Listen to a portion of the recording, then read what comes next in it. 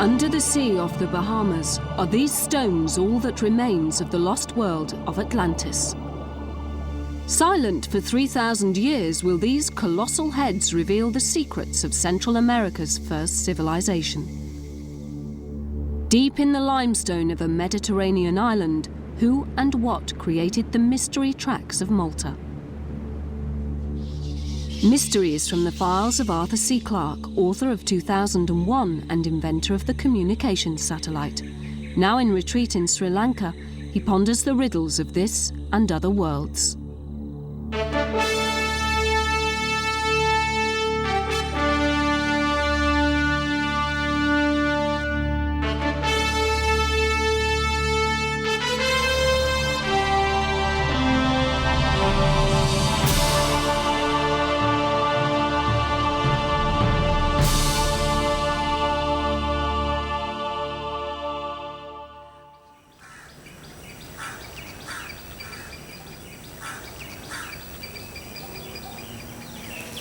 This is the town of Kandy, the spiritual and cultural capital of Sri Lanka. Here, many historic traditions are preserved. Like any ancient settlement, and this one dates back at least 700 years, its modern streets conceal the ruins of earlier civilizations. Many of these were founded by warlike kings who defended this mountain fortress against invasion for centuries. We know a great deal about the kings of Kandy because they ruled until the 19th century. This lake was built by the last of them before the British took over in 1815. But throughout the world, countless other civilizations have also come and gone, leaving little behind them but puzzles and problems for the archaeologists who probe their secrets.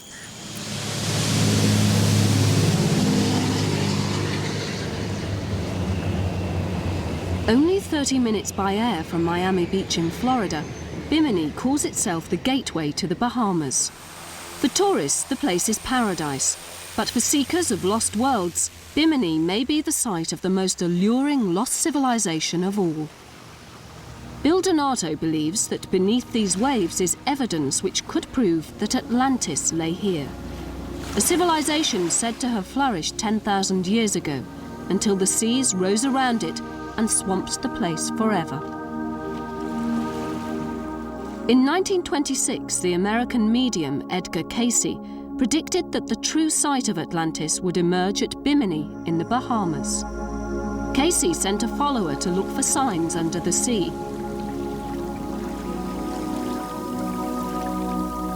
In Bimini, he employed a local fisherman, Pastor Bonefish Sam. Sam gave him all the help he could, but at first without success. One day, Sam suggested they should look in a place he'd known about since childhood. They went to the spot. And he jumped overboard, and when he put his head down like that and raised it up, he'd nearly jump out of the water. He said, "We found it! Here it is, we found it." Under the sea was an extraordinary formation. Less than 20 feet down, off the northeast of the island, lies a line of rocks. Its size and shape have earned it the name the Bimini Road. Today, Bill Donato is leading a diving expedition.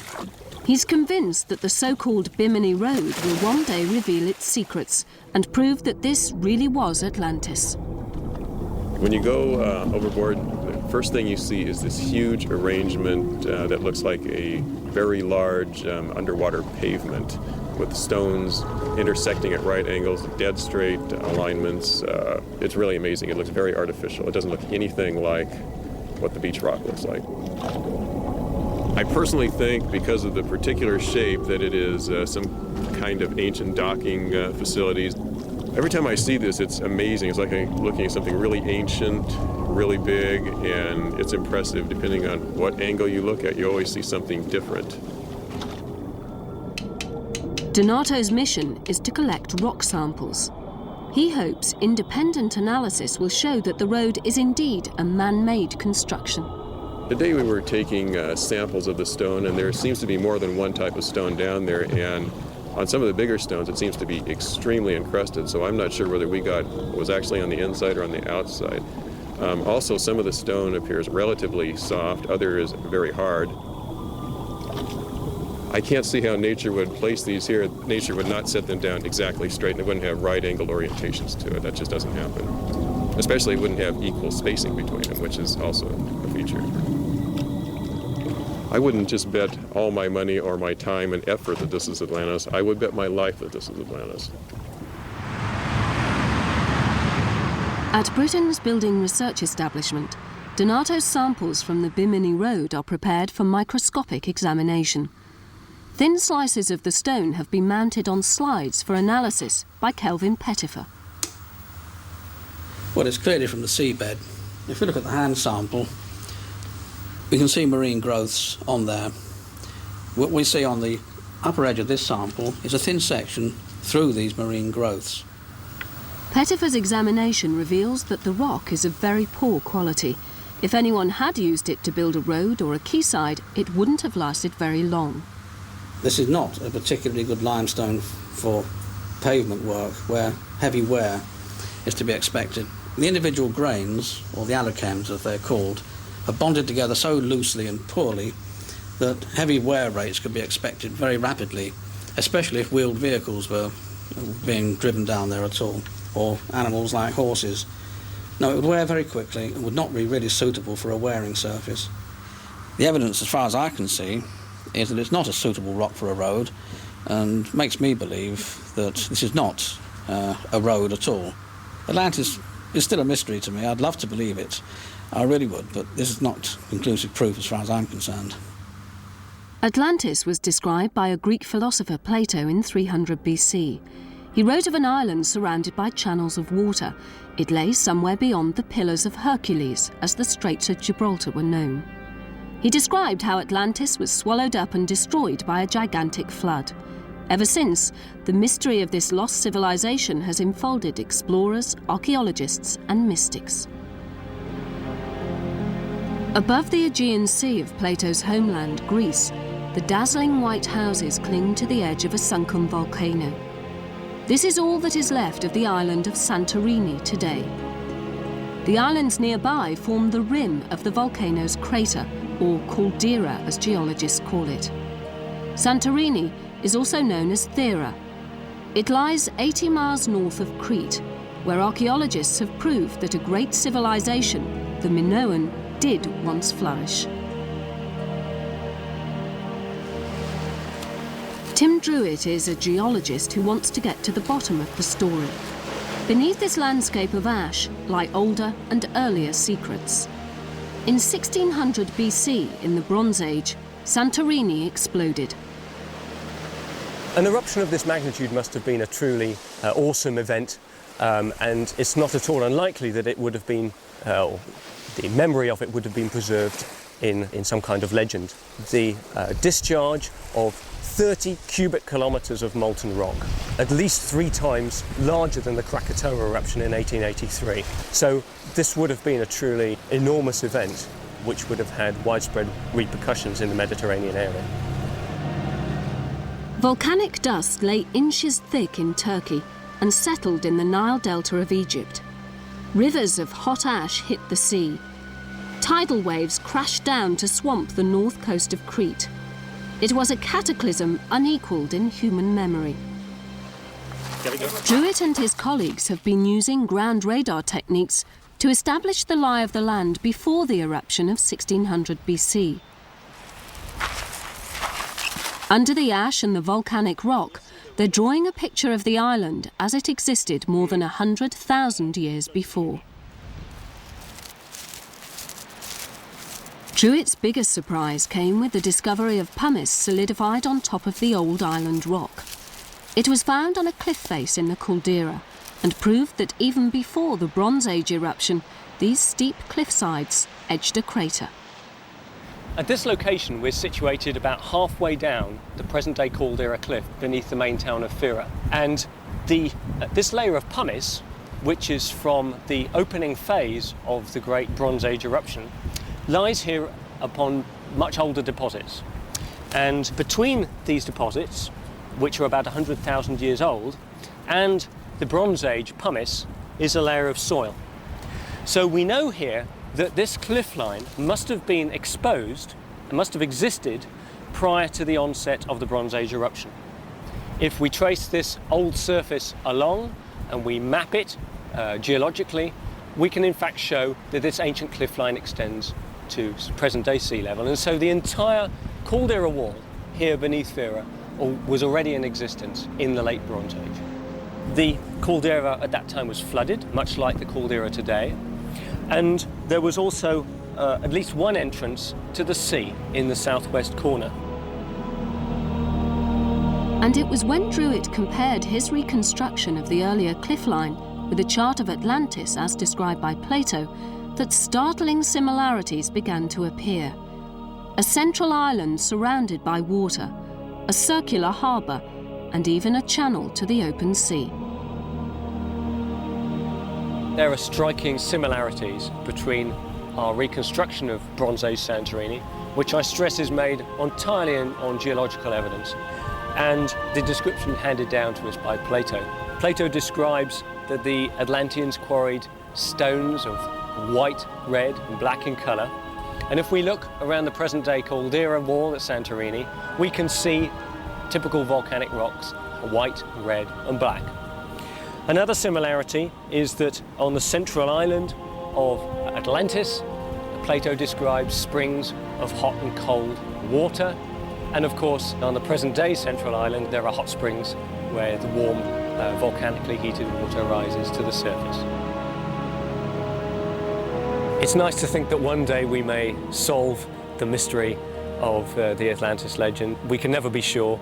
In the meantime, if we assume that the legend that Plato passed on to us is indeed describing a historical event, probably the best interpretation we can give on the basis of the archaeological and volcanic evidence is that he was describing the civilization of Minoan Crete and at the same time the greater Bronze Age eruption of Santorini.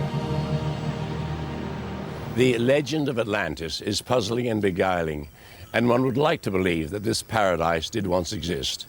But I'm not convinced by the evidence so far. In my dives around Sri Lanka, I've often seen squared-off slabs exactly like those on the Bimini Road. But they're completely natural. They've been formed by the steady action of the waves over countless generations.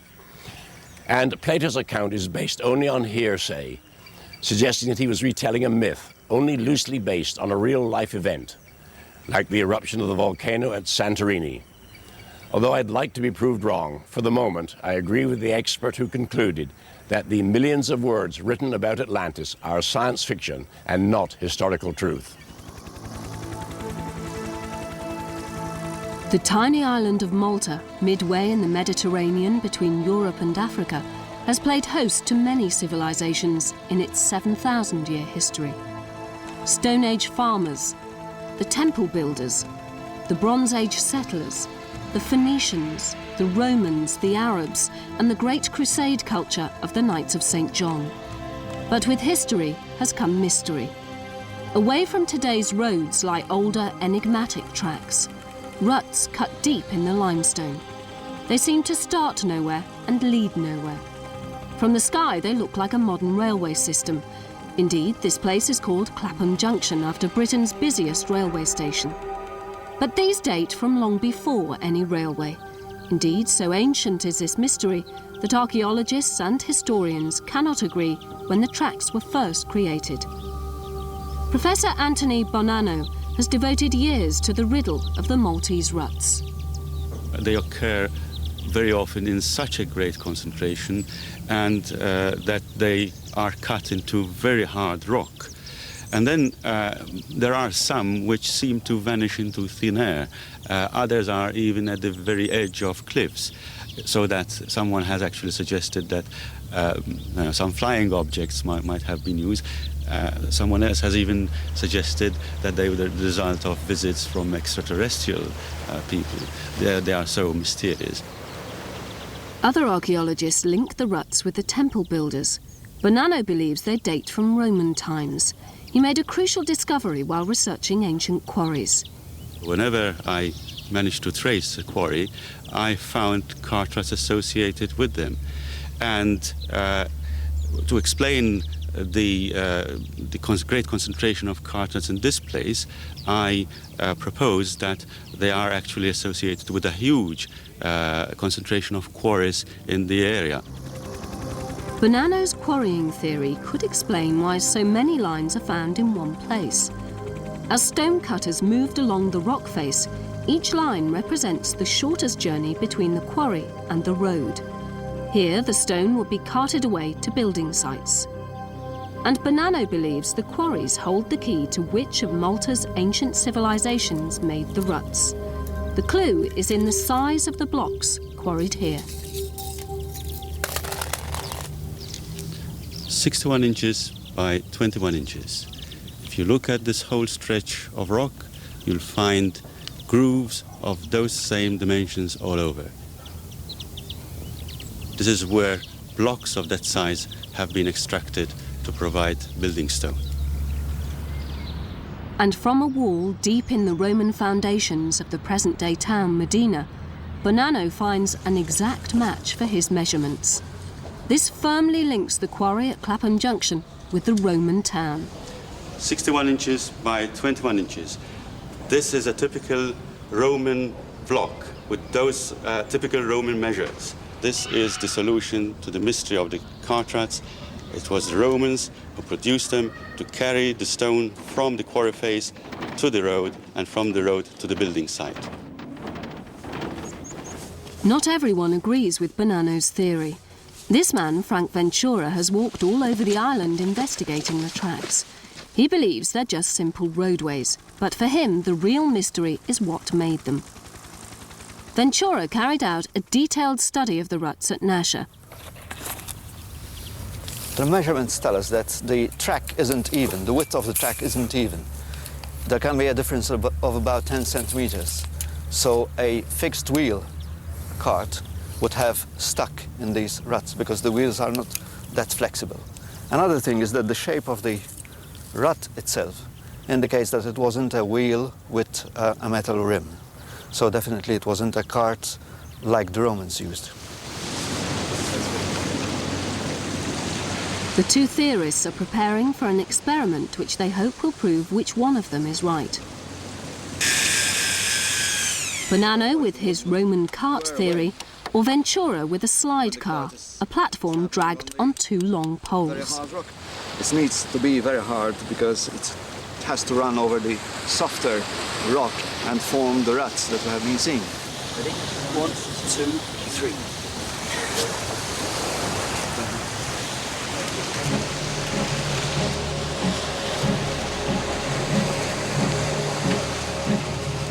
They've chosen the beach for the test because the sand will show in a few passes ruts that would take thousands of journeys to gouge from solid rock.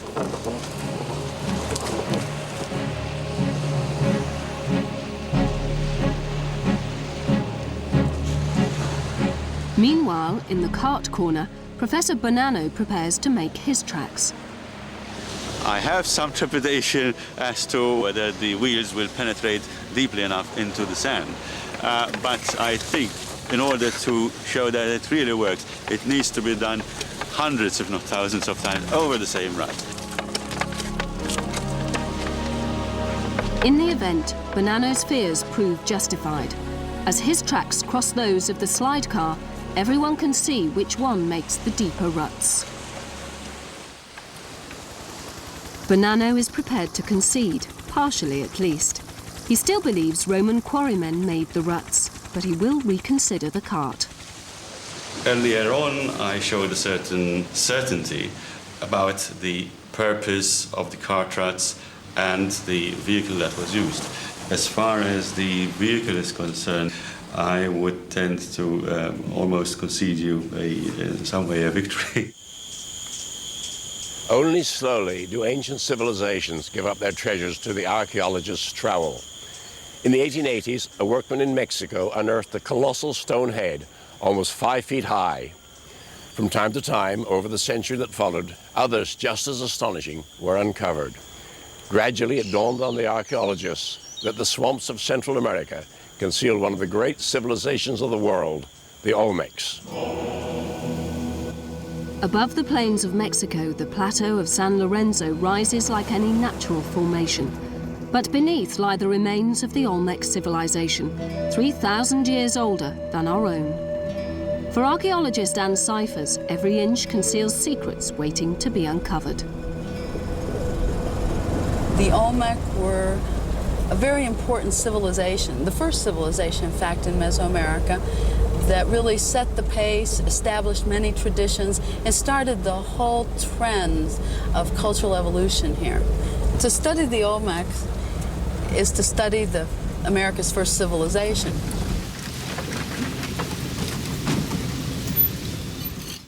Bit by bit, in digs across the plateau, she's piecing together a picture of a civilization which is still largely unknown. The greatest day of her working life came here a year before. In a ravine, she made a find she'll never forget. The head she discovered was only the 17th to turn up. Each of them is colossal. Each of them is regarded by artists as well as archaeologists as a masterpiece. The discovery of the colossal head occurred when we were doing a prospection operation in a ravine, looking for another rock that had been reported. So we never found that rock, but we did find the colossal head.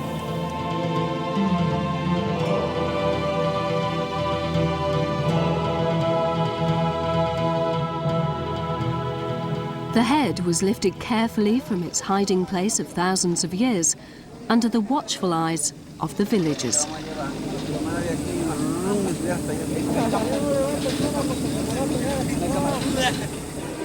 In the village, the men are preparing its new home.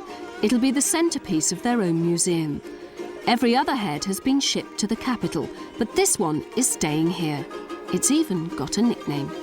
They noticed that it looked like somebody that they knew, so they called it Tiburcio. Today, it's exactly a year since the head was found. Cause for the villagers to celebrate. I think the most important thing about the colossal heads is that they show an image of a particular person. So even though people in general think a colossal head is a colossal head, that they all have certain similar characteristics, each one is very distinct. The facial features are very, very individual. The eye of this colossal head very clearly shows the Asiatic-style eye fold. It also shows the cross-eyed feature that is visible in almost all the colossal heads. This was definitely a mark of beauty for the Olmec. The eye is slightly sunken here with bags under the eyes representing the fact that this is an older or mature man. The nose of this colossal head is wide and slightly flattened in the center part. Anne Cyphers believes that each of the heads represents a ruler. Not only does each have a different face, but a different headdress too. This device that comes down the center of the head is a claw, 3 digits, like this. Here you can see the nails, the claws themselves. This probably represents the name of the ruler. Even though the Olmec didn't have writing at this point, these are the kinds of symbols that identify the person represented here. Some people think the features suggest the Olmecs came from Africa, but Anne Cyphers disagrees. She thinks the faces portray the Asiatic features of the American Indians, who first came to the continent over the Bering Strait, which links Asia and North America. The lips vary from head to head, and the nose too. In my opinion, however, I don't think these are African features. I think that what predominates in the heads are Asiatic features. For example, the eye fold on the colossal heads is a clearly Asiatic eye fold. So I think, in my own view, that we're not talking about diffusion from another continent to explain the rise of Olmec civilization. Olmec civilization arose here in southern Veracruz. There's really no words to explain the feeling that you get when you see for the first time a face that nobody has seen for 3,000 years. It's just a thrill that cannot be repeated. These stories show how hard it is to reconstruct the histories of civilizations that have flourished and died centuries ago. So it's not surprising that some cranks resort to outrageously implausible theories, often invoking aliens from outer space. How insulting to our ancestors to think that they were incapable of sculpting those noble Olmec heads. Even though their reasons may be inexplicable, we can be sure that human beings, just like us, were the creators of these great works.